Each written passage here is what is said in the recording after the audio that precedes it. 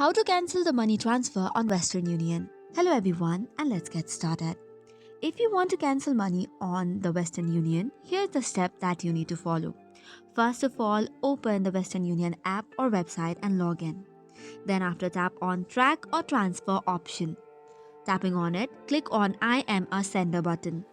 This requires you to enter your 10-digit tracking number, also known as MTCN, to track it. Or you could also track the transfer using the sender's mobile number and sender's and receiver's name. This way, once you track it, you will see 4 options. The 4 status are sent, in progress, available, or received. So here is the catch. If the money has already been received, cancellation is not possible. However, if the status is still in progress or available, you will see a cancel option below the transaction. Tap on it and cancel your transfer. However, if the money has already been received and you encounter any issues, you can head over to the help section, go to the Contact Western Union support for further assistance, especially in cases of incorrect transfer or potential scams.